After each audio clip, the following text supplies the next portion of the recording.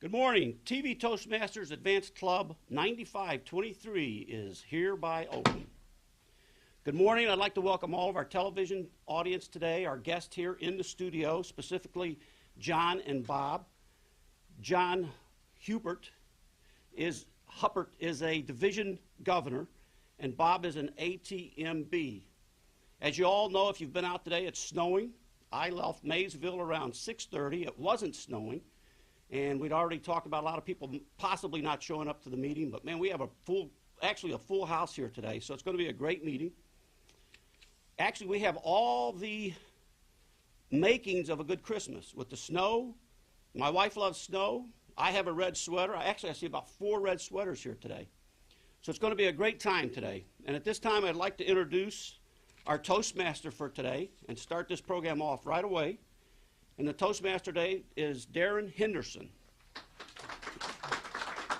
Thank you, Darren. Thank you, Gordon. I'd like to say hello to our fellow Toastmasters and our TV audience. You know, it's amazing that I'm here today for several reasons. One, as Gordon mentioned, the weather outside is terrible. But 2, I was lucky enough or unfortunate enough to celebrate my 40th birthday last night. So, hit a big milestone.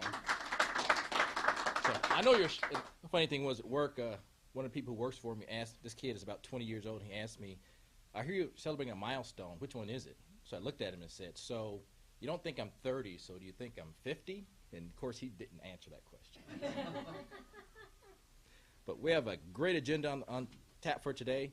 And before we get started, I'd like to give you, Gordon mentioned Christmas, and of course when this program airs, Christmas will probably be past.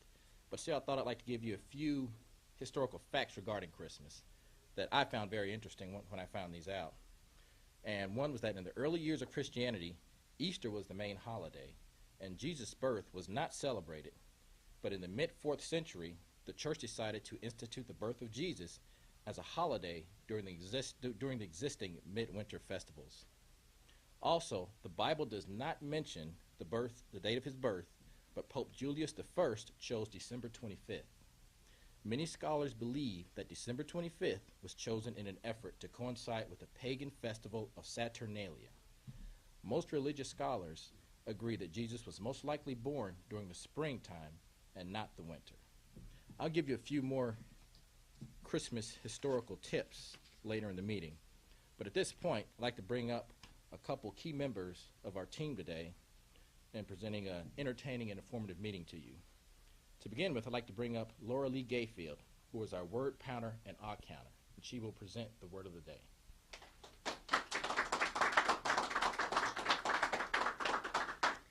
Thank you, Darren. Hello, TV audience and studio guests. Our word of the day is recently declared Merriam-Webster's Word of the Year. People voted online, thousands of them, over a time frame, and the word that won was WOOT. It is an acronym for We Owned the Other Team, W-O-O-T, which is from the online computer gaming community. As a definition, they were provided expressing joy. It could be after a triumph or for no reason at all, and similar in use to the word yay. For example, Sarah gave a big woot after winning the speech contest. The spelling is different. It's W00, not the letter O, T, W00T, and the spelling comes from an esoteric computer hacker language in which numbers and symbols are put together to look like letters. So the double O in the word is represented by double zeros. So try and work in the word woot today as you take part in the meeting. I will be giving a report on those who use the word of the day. I will also be looking for grammatical errors and great uses of the English language. Excuse me. And my role as awe counter, which is the third part to my duties today, I will be looking for the ahs, ums, buts, and so's that we use as filler words while our brain is thinking and before we're ready to say the next thought that we have. And I will give a report on all of this at the end of the meeting. Darren?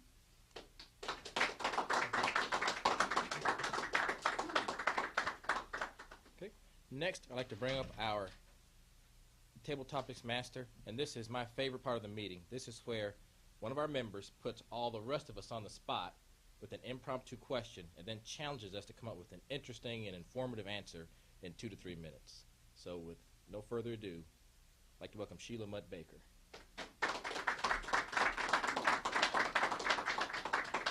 Mr. Toastmaster, fellow Toastmasters, and my favorite people, those out there who didn't brave the snow but are happily watching us on television. The concept of Tabletopics is to make people think on their feet. So, one of the questions I have at this time of year, every December and every January, is how well did I do this year and how well did I do will I do next year? Like everyone else in the country, I am on a diet starting in January. Like everyone else in the country, I will be going to the gym in January. But the question is, Steve Ahrenholz, how well did you do with your resolutions this year? Steve Ahrenholz.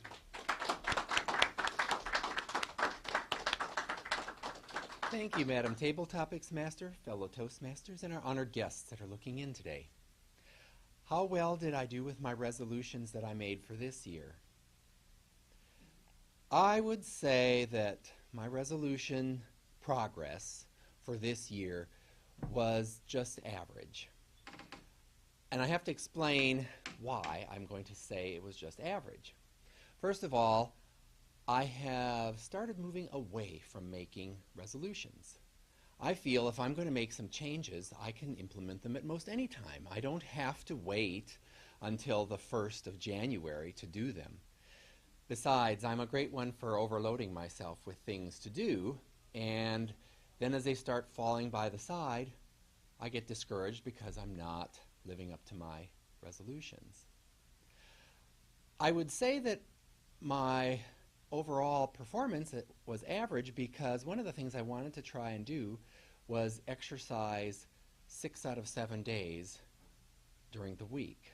Well, I've been managing about 3 to 4 because I also am trying to deal with my resolution of getting more sleep at night.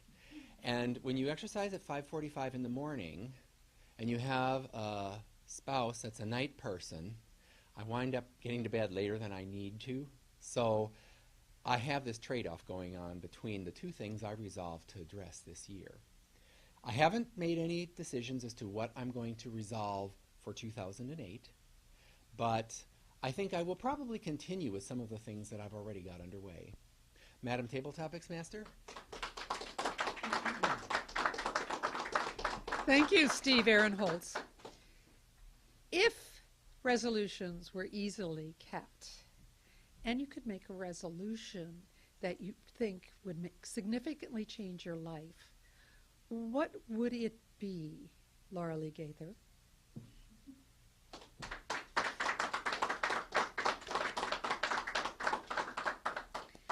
If I were to make a resolution easily kept, that I could, what'd you say? What was the other half of that? Easily kept. Sorry, I lost. That you could easily keep it and you know it would significantly change your life, what would that resolution be? Okay, sorry.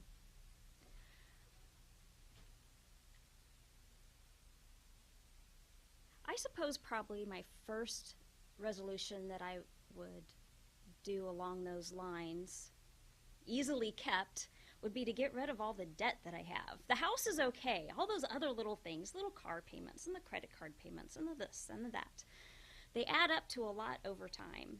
And I would like to be able to have all of that taken care of, the weight off of our shoulders, so that we can do things that we really would like to do and enjoy.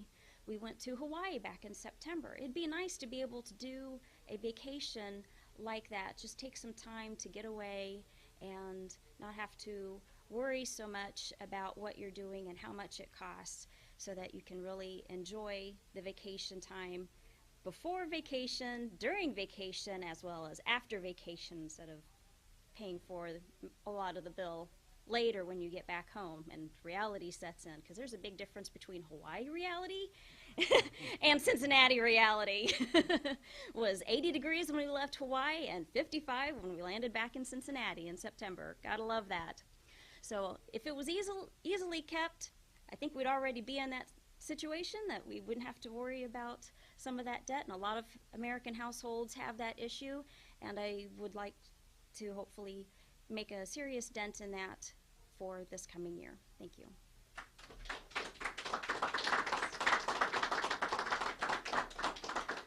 And finally, why did you make resolutions in the first place, Gordon Kelly? Thank you, Madam Tabletopics Master. I think for myself, I can speak for myself, I make resolutions because I think I work better under pressure. I know that even my speech today, I waited till last Thursday. I really didn't have much that I thought and thought and thought, what do you talk about? And it was like at the last minute. And the Chinese actually refer to this as something under pressure, but they perform better under pressure, they say. So I think I do too. But now one of the things that I really didn't have pressure on, a resolution that I had made last year that worked just the opposite. I don't know if you've heard of reverse auctions, but it kind of works like that. I made a resolution that I would not gain any more than 20 pounds, and I didn't. I only gained like 11. So that resolution worked out. It wasn't bad at all. Thank you. Thank you, Madam Chair. I like that resolution. I think I'd rather make that one than to lose 11 pounds. So that's really wonderful. Well, Mr. Toastmaster, here's your chance to take over the podium again. Thank you, Sheila. A little bit more about Christmas. During the 17th century, Oliver Cromwell and his Puritan forces took control of England, and they outlawed the celebration of Christmas due to what they perceived as its decadence. Once the Cromwell forces were defeated later in the century, the celebration of Christmas returned. Now, ironically enough, the Pilgrims who gave us Thanksgiving were also a sect of Puritans, and as a result, they did not celebrate Christmas. In fact, Christmas from 1659 through 1681 was outlawed in the city of Boston. Now, on to the next portion of our meeting, which is the portion where our members come up and give prepared speeches. We have three fantastic speakers to us this morning, and I'm looking forward to three fantastic speeches. And to begin with, we have a gentleman who is completing his Competent Toastmaster manual. This is speech number 10, and after this morning, assuming that he is successful, he will become a CTM or Competent Toastmaster. So this is a big milestone in his Toastmasters career. The title of his speech is Inspire. So please welcome Gordon Kelly. Thank you, Mr. Toastmaster. Good morning and welcome again to our television audience. And I want to thank the television audience for watching this program today. I'll be speaking from the Competent Leadership Manual, Inspire Your Audience, and the title of my speech will be All Choked Up. Last Thursday, I was sitting in California, sunny California. The temperature there was probably 82 on Tuesday, went down to 76 on Wednesday, and a little bit further down, about 65 on Thursday. And everybody there was worried about the rain. Here we're worried about the snow. But I had went out there to visit a couple gentlemen that we do business with that supply our company with products. And we'd met all morning. They had just flown in there actually Wednesday night from New York, so they were very tired. And we had limited time, but we thought, well, let's try to make lunch and talk some more during lunch. And we did that, so we went out to a barbecue restaurant, and we ordered lunch, and we sat at the table. And like anybody that sits at the table, we talked. In this case, though, because of the limited amount of time, we seemed to be talking a lot and rushing a lot. One of the gentlemen had ordered fish and rice, the other one barbecue something, and I ordered a steak salad. Well, 5 minutes into the meal, I went to spear some green, and there was a piece of steak evidently on the backside of the green that I hadn't seen.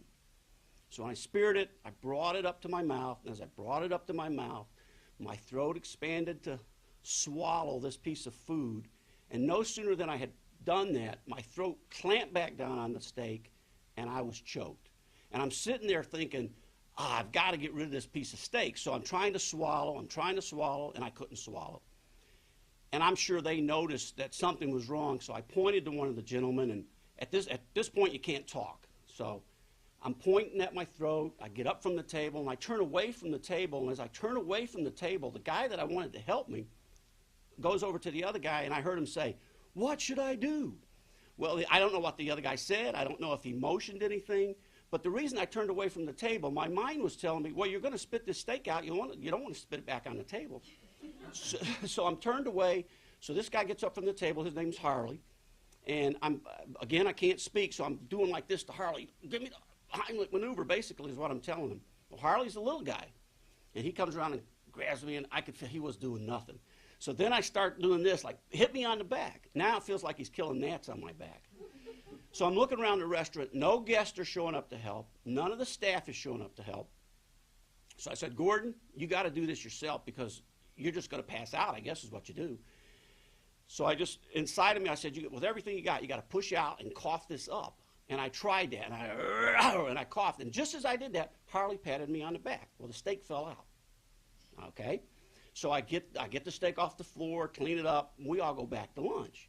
But because of the timing of when I did what I did and Harley patted me on the back, Harley felt he had just saved my life. Okay, so the rest of the trip, Harley took credit for saving Gordon's life. And he may have. I'm really not sure if it was my coughing or his little pat that got rid of this piece of steak. But I went on from there and I could breathe.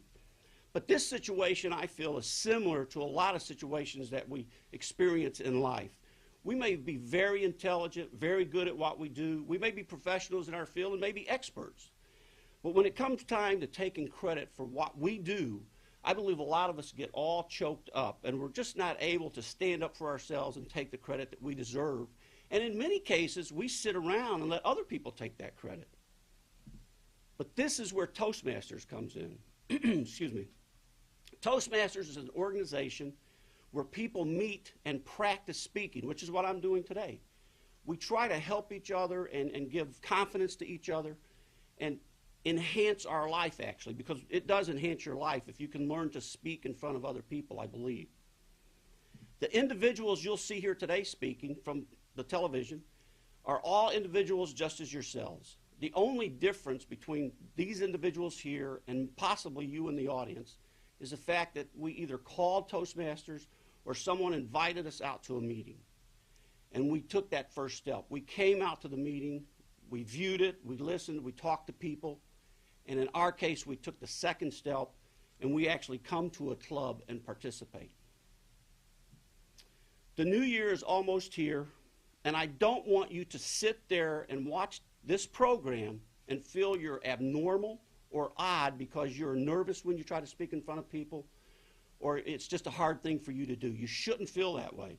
And believe me, we experience that here, but again, that's the purpose of this meeting. And keep in mind, on the internet I read an article, the fear of public speaking is the most feared thing with American adults. They actually fear death less than public speaking. They'd rather die than to get up and speak in front of people. And I can relate to that. I know how that is. Public speaking for many adults causes extreme and tremendous suffering because of just the fact that you're in front of people. My thing in front of people are the eyes. It's like the eyes are looking at me and it makes me nervous. So it's something that American adults really struggle with. And there's really no reason to struggle with it. For me, it's like riding a bicycle or driving a car. If you've never done it, if I'd never driven a car or ridden a bicycle at my age and I went to do it today, I think I'd be nervous. So it's just one of those things that I'm not sure about. I think we can relax at it if we practice it enough. Today, Toastmasters has over 200,000 members, 10,500 clubs in over 90 countries. And this statistic alone should tell the television audience that something is being done right at Toastmasters. You can't retain that type of volume of people and not be doing something right. So you need to really pay attention to this program. Something is happening here that is right, and it could be right for you. Toastmaster list, previous list, present list, contains entrepreneurs, senators, astronauts, and just regular people. You don't have to be anyone special to be. I name these people because they're well known and you can recognize them. But you don't have to be anyone special, really, to join Toastmasters.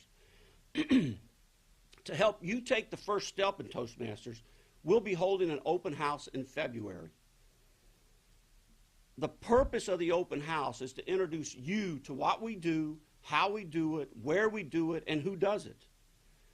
We're going to hold an open house which you can visit without any ties whatsoever. And if you're watching this show today and you watch it in its entirety, you'll notice that we have a format that we follow. It's a timed format. It's not that somebody just gets up and speaks about anything they want at any given time or any length of time.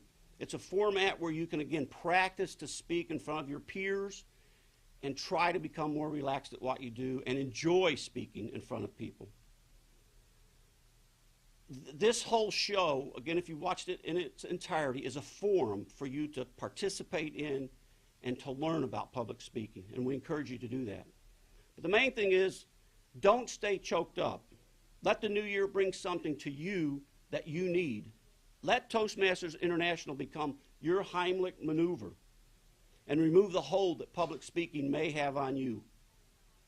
Please call the number, our number, Toastmasters number, or visit us online. You can Google this under Toastmasters International. It'll come up and it'll show you all the locations. Because we are in your neighborhood. Come to the open house. Talk with us. And give Toastmasters a big woot. Thank you.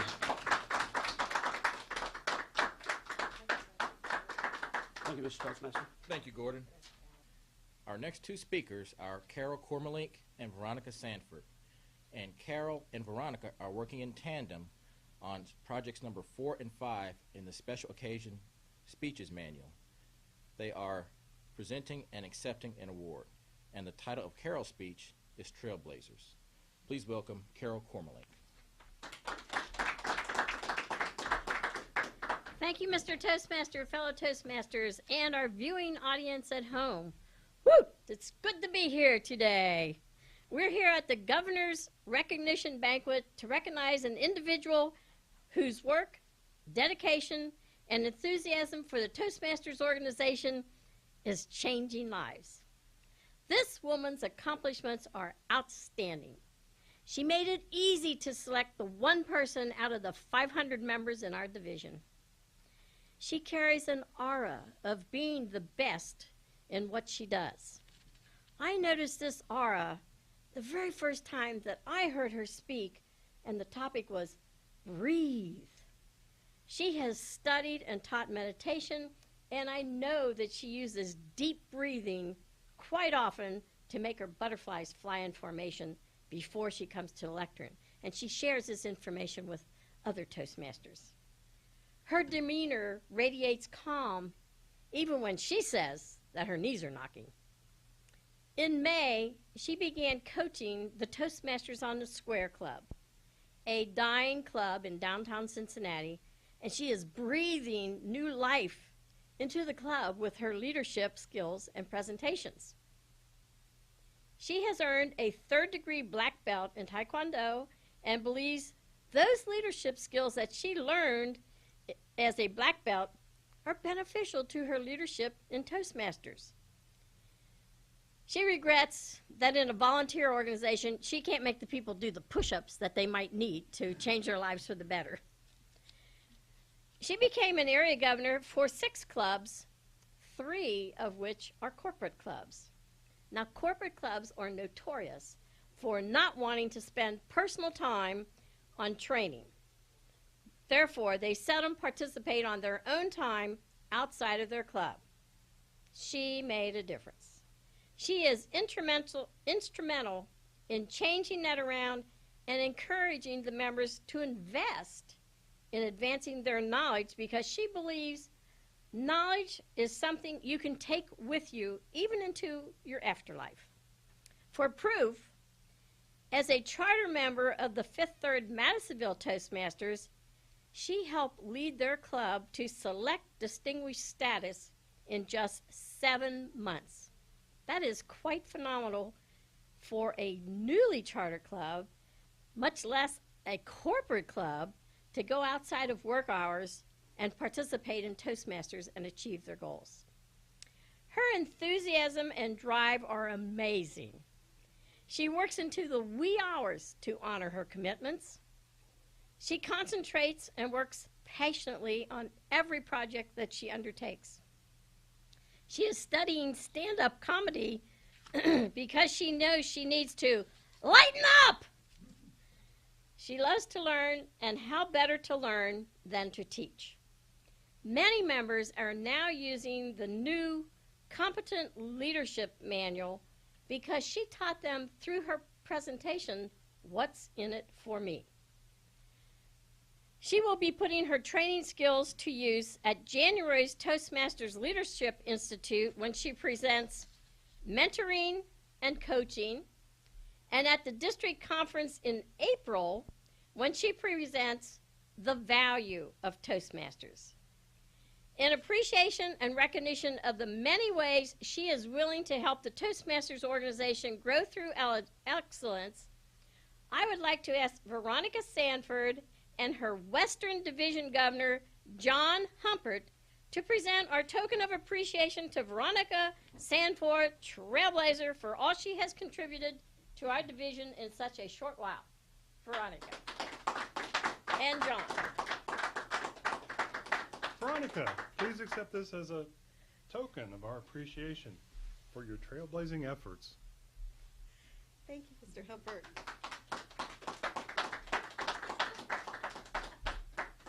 Thank you, Carol. For someone who is as dedicated and as talented as Carol, coming from her, this means a lot.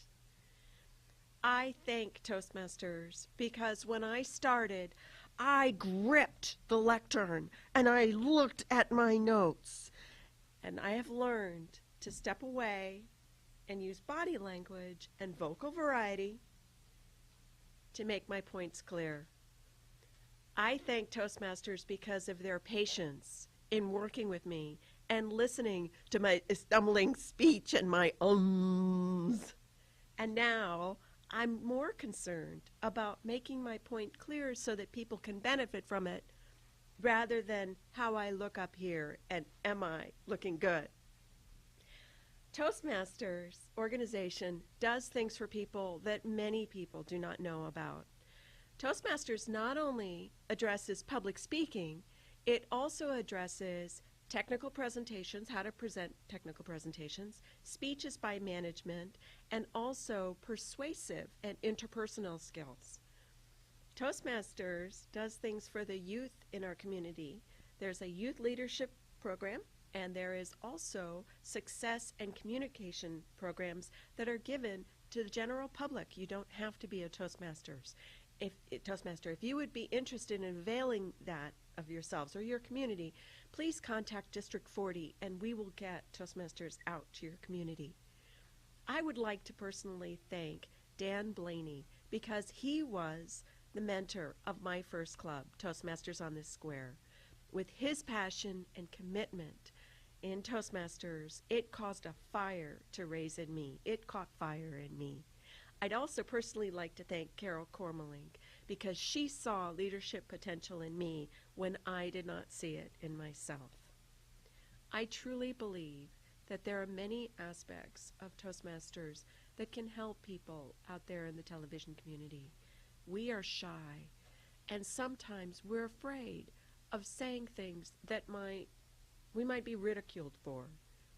Toastmasters trains us to take our passion and our ideas and put them into action, because if you truly believe in something, if you truly care about your community, how can you do anything if it's just locked up in your voice? You have to be able to communicate it to other people and to inspire other people so that they can take action. You may say, why me? Why should I have to be the one who leads? Well, you're the one that cares about it. Maybe you're the one who cares about it as much and can see the true value of your position and your passion.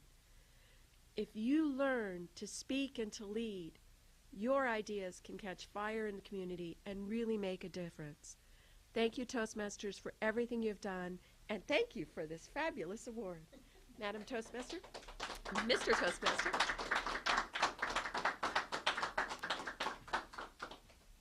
At this point, I'd like to introduce another key part of our meeting, that is the evaluation portion. And to handle that for us, I'd like to introduce our general evaluator for today, John Humpert.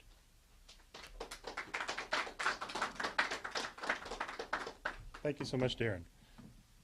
The general evaluator runs sort of a meeting within a meeting, a production within a production, where we take a look back at the presentations that we've just seen, and we give those presenters a little bit of information to help them go forward, to be better presenters, so that they're learning the things that will make them stronger speakers and forgetting about the things that they need to forget about. So with that, I'd like to call upon our first evaluator for this particular morning.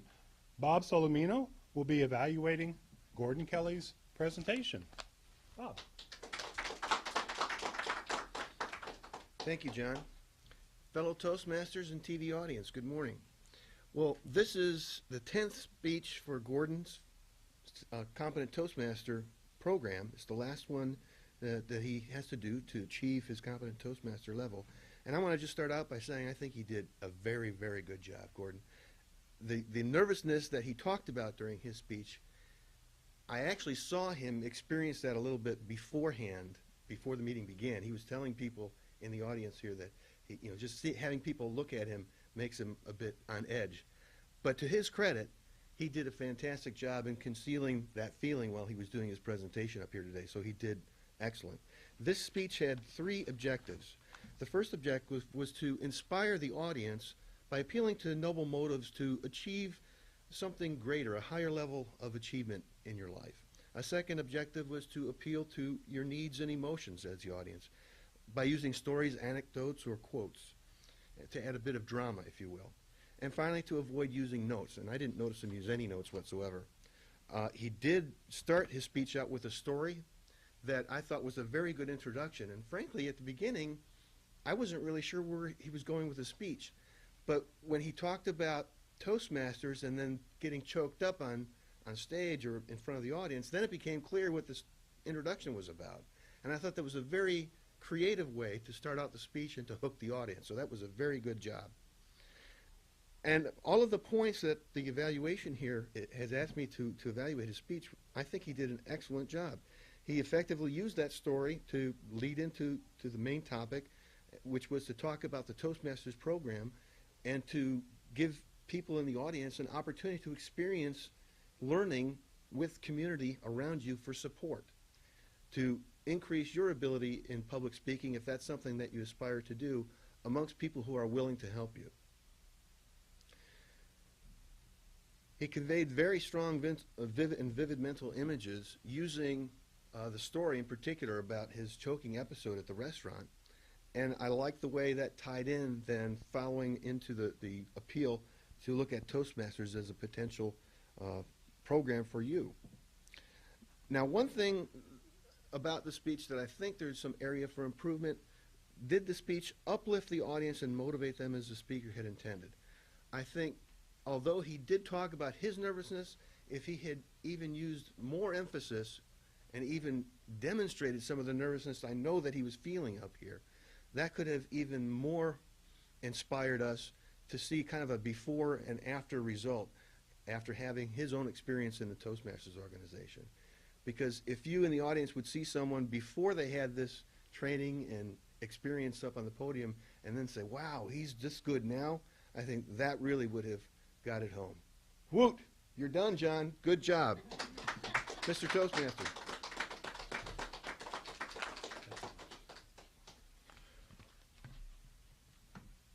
Thank you very much, Bob. And our second evaluator, evaluating Carol Kormelink's presentation of an award, Linda Ketchum. Help me welcome Linda.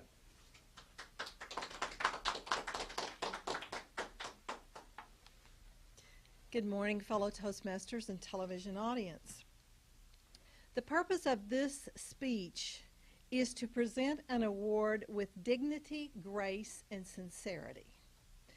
And who could do a better job of presenting an award with dignity, grace, and sincerity than Carol? Carol, for those of you who are Toastmasters know, is a Distinguished Toastmaster, which is the highest award we receive in Toastmasters. And my belief is she has at least 4 of them and maybe 5. So she's done this several times. And she does it with grace, dignity, and sincerity. A poster child for grace, dignity, and sincerity. The first question is, did the speaker clearly explain the purpose of the award? She explained the purpose. She gave us absolutely wonderful examples of why Veronica deserved to receive this award. I loved a lot of the examples. I wrote many of them down, and then I thought, I'm not supposed to be evaluating the content of the speech. I'm supposed to be looking at what Carol is doing. She did it so well that she just did a wonderful job. How sincere was the speaker with her praise?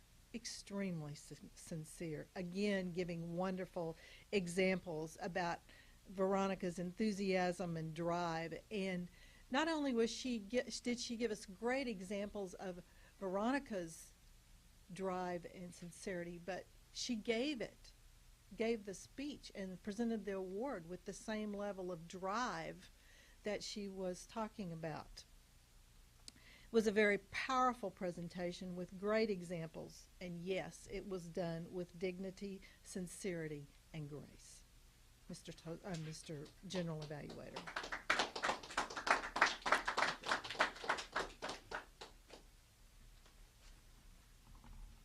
I enjoy General Evaluator, this particular role so much, because the evaluations, as you can see, we all grow. Veronica Sanford also gave a presentation, and Steve Ahrenholz will be evaluating that presentation. Steve.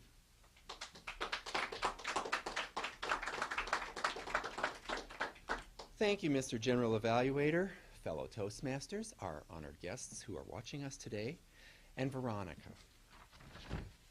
Veronica's speech was accepting an award from the Special Occasion Speeches Manual. Specifically, she was doing project number 5, and the objectives are to accept an award with dignity, grace, and sincerity, and acknowledge the presenting organization. Veronica, I always enjoy your presentations. You bring an enthusiasm to everything you do. One of the questions that I was asked here is, how effectively did the speaker express gratitude to the organization presenting the award? I felt that you had 2 components to the speech. You had a really excited portion, which was the first part to maybe a little over half of the speech. And then one of the things I did notice was there was sort of a shift in your facial expressions, and you actually had more of a heart-to-heart presentation where you talked about some of the things that you'd personally gained as far as growth in your ability to communicate, and also some of the examples of how you'd improved. And I thought those added some entertainment, which I really enjoyed. One of the other questions I was asked is, how did the speaker recognize the organization presenting the award? And I think you did this real well, although one of the things that I thought you probably could have backed off a little bit on is the amount of information that you were giving us. You actually were providing us with quite a lot of information about Toastmasters International. You had 2 individuals you were recognizing, plus the organization. So I think that was a little bit much for what you really needed to cover. I thought that you exhibited a genuine expression of appreciation for both the individuals who were instrumental in your development as a Toastmaster as well as Toastmasters International. You were comfortable and gracious while accepting the award. One of the things that I think you might have been able to do a bit differently, and I wouldn't say that this would make your speech vastly more effective, but when you started your acceptance speech, you had a lot of full smile, and almost felt like that was a little bit overdone, although I know you're such an enthusiastic person that I was trying to figure out how to present this comment that I have to you. I think that you needed to get your tone, your expressions that you had at the beginning and the very end of your speech toned down a little bit so that they were more on an even plane with the heart-to-heart portion that you had in the middle of your presentation. I think that that would have made it a little bit more, how do I want to say this, a little more, and I don't want to say self-effacing because you don't really want to do that either, but I think it would have provided a little more uniformity in your presentation. The enthusiasm at the beginning and the end was a little bit much compared to the more thoughtful and reflective portion that you had in the middle of your speech. But as always, I thoroughly enjoyed your presentation, and I look forward to your next one. Mr. General Evaluator.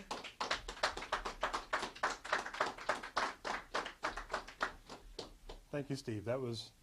We learned a lot there. We also want to hear from our counter and grammarian so that she keeps us on our toes about our language. That's very important. Laura Lee Gayfield, will you please give us that report?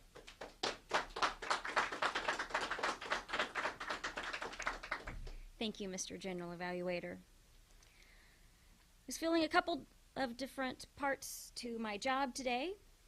As counter, I thought everybody did a really good job. There were only a few ahs and ums that I heard throughout the meeting. Darren had a couple as he was transitioning from the Tabletopics master in the first part of the meeting to the speaker evaluations. Had a couple of ums in there, but you also snuck in that word of the day, as well as Carol and Bob also got the word woot into the meeting. And then the only other person that I had with a few ahs and ums was Bob in your evaluation of Gordon's speech. And I can give you the details on that later. As far as the English language goes, overall things were great. There are a couple of things that I would like to point out. A couple of improvements that could be made is Gordon, sometimes you had a tendency to leave the ing off of words. One of them that I particularly wrote down was pointing. You had pointin' instead of putting the ing on the end, which is okay in casual language, but really we should have the ing at the end. It's a very common mistake. And Linda, I think this was part of what you had in the evaluation manual. It's hard to come up with these things on the fly because it's more of an impromptu. Grace, dignity, and sincerity was used too many times. At one point I was like, maybe she can think of a couple of different synonym words, eloquence and that sort of thing. But, you know, tough to do in on the fly situation. Some of the great things that I noticed, Darren, when you introduced the next segment of the meeting, you threw in some extra adjectives and adverbs, challenging, inspiring, instead of just a speech. You fluffed it up a little bit and made it more interesting. You also use the word tandem when you're referring to Carol and Veronica's speech situation where Carol was presenting the award and Veronica was accepting it. So that's not a word that we hear all the time in our Toastmaster meetings. Carol used words that I thought were particularly great, like aura, radiates, and instrumental. Veronica, I thought, did a great job of using the word fire a couple of times instead of passion, because you had used passion several times, so I liked the thought that you had put into that of coming up with a similar word for passion. Bob, you had concealing, which I thought was really good at the place that you had used that word in the speech evaluation. And Steve had a couple of interesting combinations here. Vastly more effective, which I like. Usually we just get the effective or more effective, but you had the whole shebang there. And self-effacing, which isn't really something that we see a whole lot of in here. And then, let's see, one other thing I had good. Gordon, I like the killing gnats little pat on the back. I thought that was a good, good analogy on that as well. So everybody did a great job, and just keep looking for those extra words that add some extra zing to your presentation. And don't forget the 2007 Merriam-Webster's word of the day is woot! Mr. General Evaluator.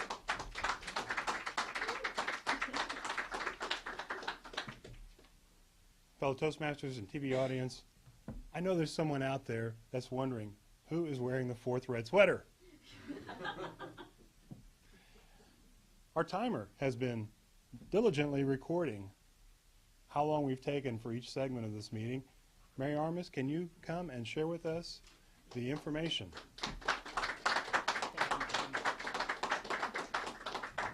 Well, hello everyone. It's a beautiful day today. Well, I'm the timer, and I'm going to start off with Tabletopics. Sheila, your explanation of what you wanted to be, your table topics, you spoke 45 seconds. Steve, you were 1 minute and 33 seconds. Anita, you were 1 minute and 55 seconds. And Gordon, 45 seconds. You beat my record. With the speakers, Gordon, you were 8 minutes and 14 seconds. Carol, exactly 4 minutes. And Veronica, 3 minutes and 15 seconds. In the word power, Laura Lee, you were 1 minute and 41 seconds. Grammarian, 3 minutes and 30 seconds, Laura Lee. And John, I forgot to record you. I'm sorry. And the evaluators, Bob, you were 3 minutes and 5 seconds. Linda, you were 1 minute and 55 seconds. And Steve, you were 3 minutes and 44 seconds. And this is my thing. Thank you. Thank you very much, Mary. There are a lot of things going on in a Toastmasters meeting, as you can pick up. As part of my general evaluation presentation, 2 to 3 minutes for that, please. I will also give a little bit of feedback to the evaluators because they very quickly put together a sensible, useful presentation for the prepared speeches that we heard. And everything we do, whenever we're speaking to a public, what we want to do is be as attractive as we can in our language, in our gestures, in our eye contact. We also want to offer some value. So I thought each one of our evaluators did that. Bob, Linda, Steve, you all offered a lot of value, particularly to the people that were doing the presentations, but also to the audience, so that they know what's at the heart of a Toastmasters meeting. I often write down that a person speaks with a smile or doesn't. And I think all three of our evaluators were great at speaking with a smile. Bob, I would suggest to you to project about 50% more, okay? Pretty much there, just a little bit more. I loved how you focused on the viewing audience, that you were very aware of them. Linda, we give a lot of opinions in our evaluations. I particularly liked the grace, dignity, and sincerity. It struck me as if you were teaching us, and we learn a lot by repetition. So it caught my ear as being an educational device. Grace, dignity, sincerity. I can say it without looking at my notes. You gave us clear values, and those are values that everyone in our audience can appreciate. We all like grace, we all like dignity, and we all like sincerity. Steve, one of the things that was very commendable was how you did personalize your delivery. And I know I've been an evaluator before, and I spoke as if the person wasn't even in the room. But your presentation recalled that Veronica is right here, and you spoke in terms of you and me instead of she. And I like that. I like that treatment. I just realized I violated some advice I was going to give you here in just a moment. That's one of those things. And that's the phrase, one of those things. It's a filler. Let's try to sweep it away because it's 4 words that do buy us an extra half of a second, but usually there's no value in it. So the more we take that phrase out, the more we can pack value into what we're saying. I love how other folks spoke with a smile. Carol, you're a great teacher for speaking with a smile. She's sitting over here smiling right now. Veronica, also speaking with a smile. That encourages all of us, no matter where we are with our fears or with our confidence in public speaking. When we speak with a smile, we feel like we can do it, whatever you're telling us. I liked, Gordon, in your speech how you struck a folksy kind of a tone. So I would forgive you on some of the things that we're not supposed to do in proper language, but I do want to call out to you also the phrase had went, which in standard English would be had gone. But it appealed to the ear. I'm impressed. This is the first time I've seen this particular group, and I'm very impressed with how things are operating. I'd like to let the meeting continue by asking our Toastmaster of the day to return and keep on going. Darren.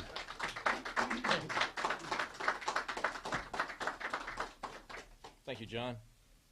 As we end, I'd like all of us to give ourselves a hand for coming out on this very, very wintry day.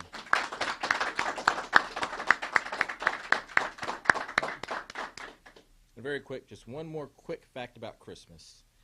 During the 19th century in America, when Christmas was reborn here, Americans thought they'd merely gone back to how the holiday was originally celebrated.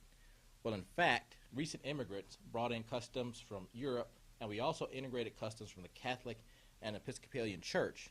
And we actually created an American version of the holiday that includes decorating trees, giving gifts, and sending cards. And in fact, what was done in the 19th century was that Americans had reinvented the holiday and given it more of an American flavor. And that's something that most people don't really understand. At this point, I'd like to thank all of you for coming today, thank the audience for joining in, and return control to our president and newly crowned CTM, Gordon Kelly.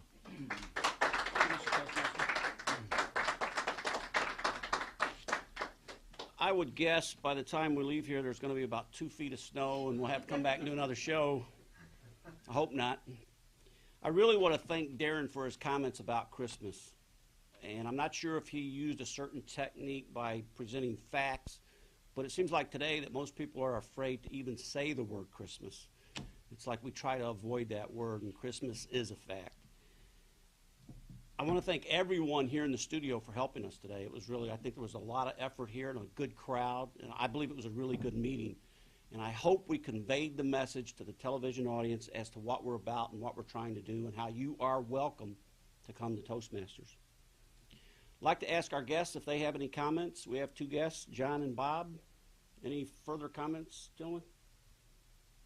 Everybody's good? Well, at that, I want to say Merry Christmas, and TV Toastmasters Advanced Club 9523 is hereby closed.